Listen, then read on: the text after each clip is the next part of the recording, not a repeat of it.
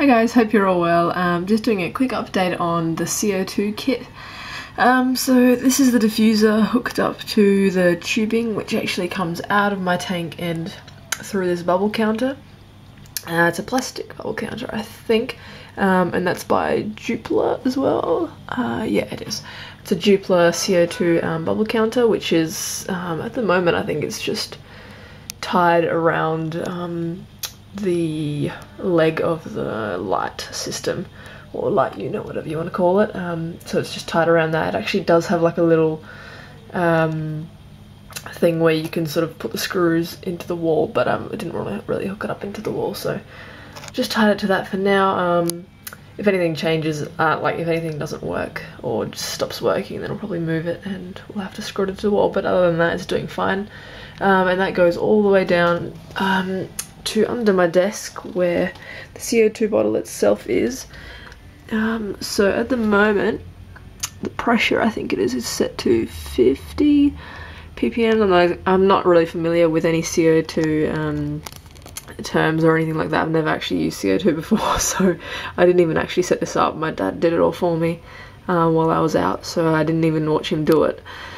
So I can't really tell you much about it, but that's what it's set to. So if any of you know anything about it, yeah, that's pretty much what I've got it at the moment. And I found out it is a 2 kilo bottle, and I will have to pay for refills. I think it's about $15 per refill from my boss because I get discounts.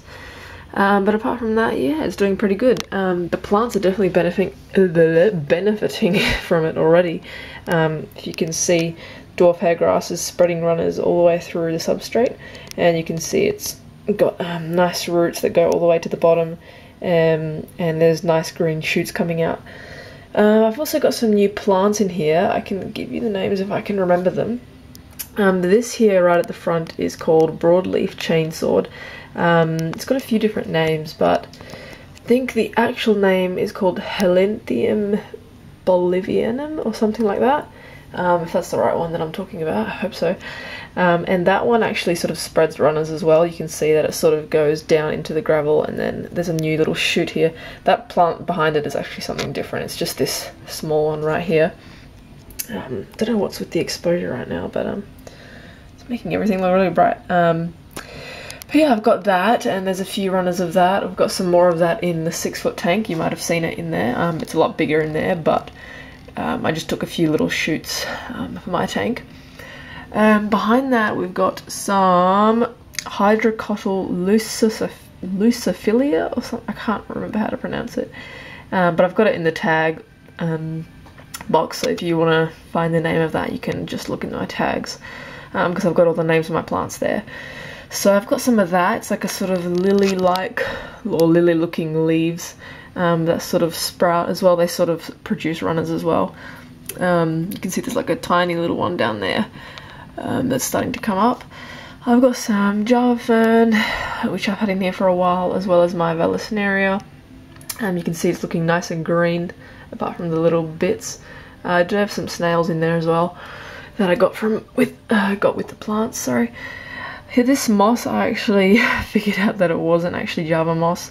I thought that the whole thing was one moss, but then I actually looked closer and realized that the left-hand side and the right-hand side are actually different. They actually grow completely differently. I don't know why I didn't realize that in the first place. But the one on the left, I think, is either willow moss or bushy moss. I'm not exactly sure. I also did get that from my boss, and he's not 100% sure what it is because he hasn't actually seen it in person. But yeah, it's either willow moss or actually it could be flame moss as well, but see, it hasn't grown that much yet, so it's hard to tell. And next to that, I definitely know what that is. That's peacock moss, and you can actually tell by the way it grows. I'll show you a different angle of it. I think it's gonna be too dark, but there you go. You can see the sort of stem it has, and it sort of sprouts outwards, and that's where it gets its name. Peacock moss, because it looks kind of like peacock feathers.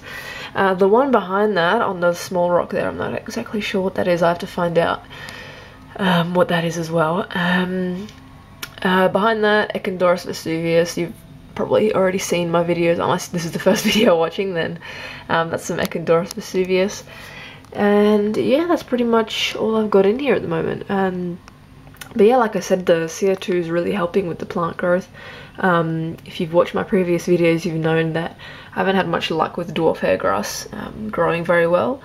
But now with the new substrate and probably with the CO2, it's actually starting to grow a lot nicer and a lot thicker. So I'm hoping to get a carpet going.